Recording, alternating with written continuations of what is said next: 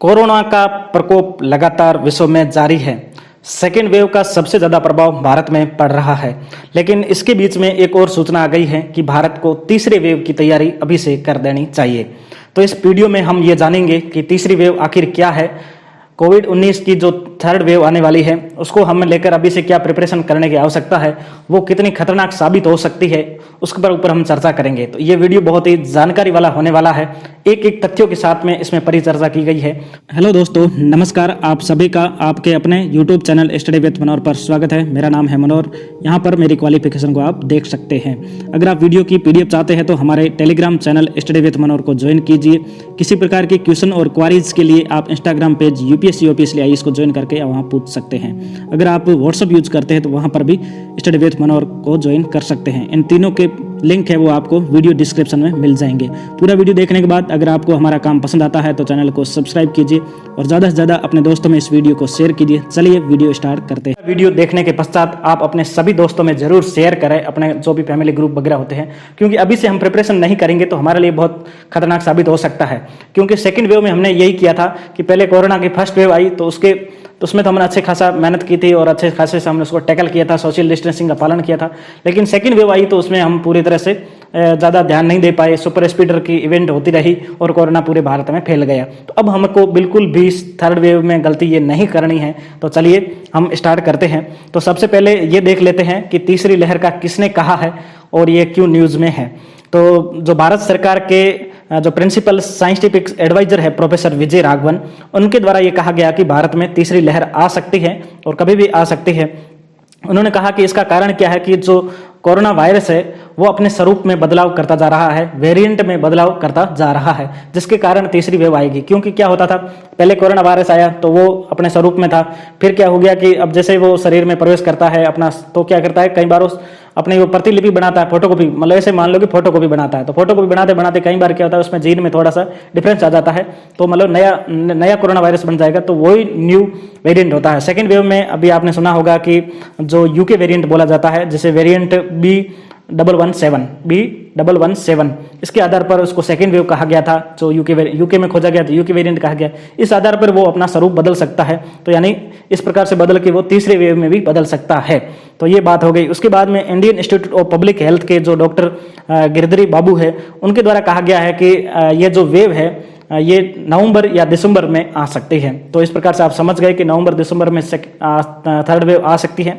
और third wave क्या है कि नए वेरिएंट का स्वरूप बदलकर एक तरह से कोरोना वायरस सामने आएगा, उसे थर्ड वेव के रूप में जाना जाएगा।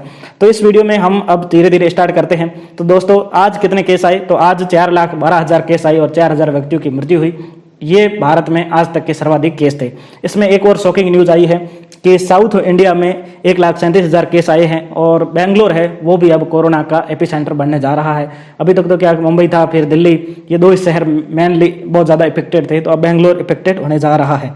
पूरे विश्व में अगर देखें तो 46% टोटल केस और 25% डेथ है वो सिर्फ इंडिया में हो रही है। तो इंडिया की व्यापकता को आप समझ गए हो। तो तीसरी वेव के लिए हमें अभी से तैयारी करने की आवश्यकता है। अब हम देखते हैं कि तीसरी वेव के प्रभाव क्या पड़ेंगे। तो प्रभाव पड़ने से पहले हमें 3 चीज देखने की आवश्यकता है। Number 1, vaccinisation.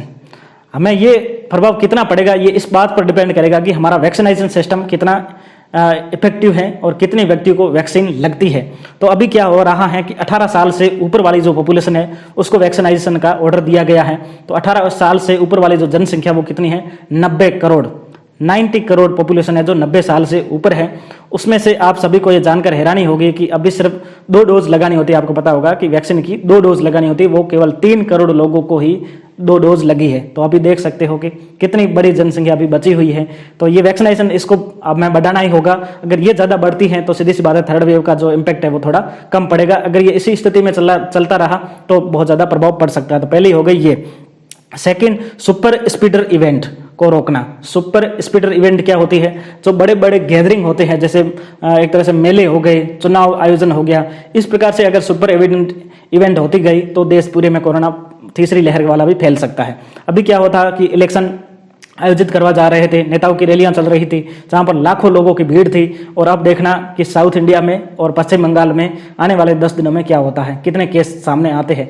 क्योंकि इसमें क्या होता है, इसमें जैसे माना 1 लाख की रैली है, उसमें 100 लोग भी अगर आगे कोविड पॉजिटिव, तो वो कितने लोगों को दे सकता है, जिसकी आप कल्पना भी नहीं कर सकते। तो अब हम इसकी गलती नहीं कर सकते कि सुपर स्प्रेडर इवेंट को रोकना ही होगा। किसी प्रकार का मेला, धर्म, जो भी शादियां वादियां जो कुछ है उनको रोकना ही होगा, नहीं तो ये फिर साबित हो सकता है। उसके बाद में ये है कि नई वेरिएंट को खोजना और उसका हमें मुकाबला करना, टैकल करना। अगर हमें रिसर्च को पूरी तरह से अब इस पर फोकस कर देना चाहिए कि इस कोरोना वायरस के स्वरूप की लगातार टेस्टिंग होती जानी चाहिए। जैसे नया वेरिएंट बनता है उसको खोज निकालना होगा, जीनोम सीक्वेंसिंग करनी होगी ताकि उसके विरुद्ध में भी टीके का निर्माण किया जाए, अन्यथा यह बहुत ही हमारे लिए दुखदायी और घातक साबित हो सकता है। तो ये 3 चीजें हो गई। इन आधार पर अब देखते हैं कि किन पर ज्यादा प्रभाव पड़ेगा, किन पर ज्यादा प्रभाव पड़ेगा। तो सबसे ज्यादा प्रभाव किन पर पड़ेगा, तो इस बार वाला प्रभाव जो पहले था उसमें क्या था कि 45 साल के ऊपर वालों को ठीक ठाक हमने टीका लगा लिया था, तो इसका प्रभाव सेकंड वेव का किस पर पड़ा, यंग पर पड़ रहा है या एडल्ट पर, यानी 18 से जो 45 साल के बीच वाले थे इन पर ज्यादा प्रभाव पड़ रहा था। तो थर्ड वेव में क्या होगा, चाइल्ड, क्योंकि 18 साल से कम जो है अंडर 18 है उनके लिए तो टीका अभी लग नहीं रहा है, उनके लिए टीका बना भी नहीं है। तो अगले वीडियो में हम ये जानेंगे कि इनके लिए टीका क्यों नहीं बनता, क्या समस्या आती है।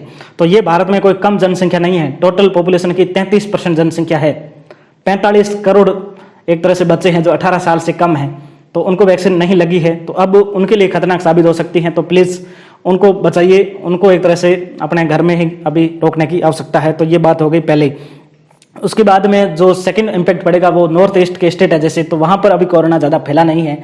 तो एक तरह से इसमें क्या होता है, हार्ड इम्यूनिटी का सिस्टम काम करता है, एंटीबॉडी काम करती है। अगर वैक्सीन लगाते हैं तो बाहर से एंटीबॉडी क्रिएट होती है, और अगर कोरोना वायरस हमारे अंदर हो जाता है तो फिर हमारा शरीर है वो एंटीबॉडी में तब्दील हो जाता है। अगर जिस व्यक्ति में कोरोना नहीं है, तो जैसे नॉर्थ ईस्ट है वहाँ पर कोरोना नहीं है, तो वहाँ कोरोना वापस तीसरी लहर वहाँ पर प्रभाव डाल सकती है। तो एक तो ये हो गया, चाइल्ड हो गए, नॉर्थ ईस्ट के स्टेट हो गए, विदाउट जो वैक्सीनाइजेशन है वो हो गए। और वैक्सीन कितना प्रभाव डालेगी, अभी हो सकता है कि ये वैक्सीन जो वर्तमान में वेरिएंट चल रही है इनके विरुद्ध में तो काम करे, अगले में करेगी नहीं करेगी इसके बारे में कोई गारंटी है नहीं।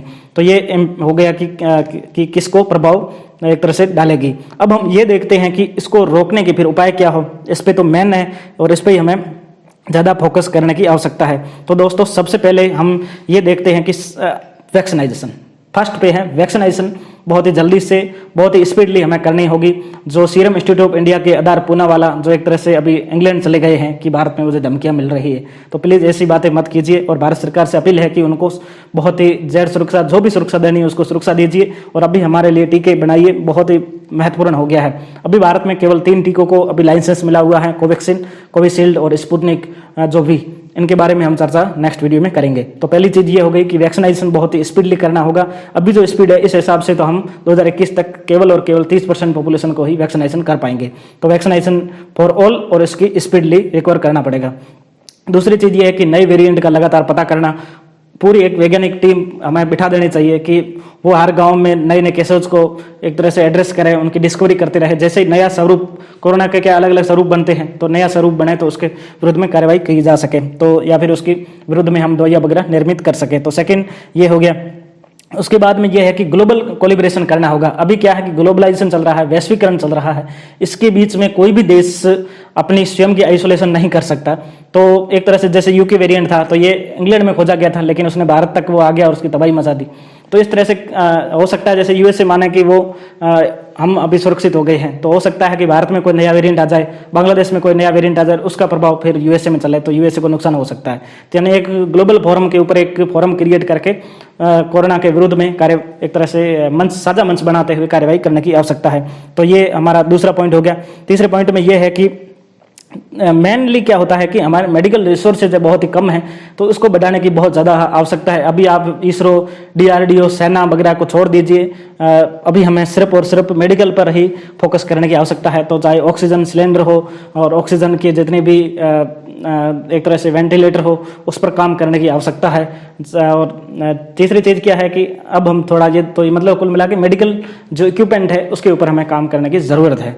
अब हम नए परिवेश में देखें तो इसमें यह है कि जैसे मास्क, सैनिटाइजर और सोशल डिस्टेंसिंग, इन तीनों का तो हमें एक तरह से सूत्र बना लेना चाहिए। जैसे फ्रांस की क्रांति में स्वतंत्रता समानता, स्वतंत्रता और बंधुता एक नारा था, तो अभी हमें मास्क, सैनिटाइजर और सोशल डिस्टेंसिंग को हमें एक तरह से 3 नारों में बदल देना चाहिए और हर व्यक्ति के लिए लागू कर देना चाहिए। तो ये बात हो गई है।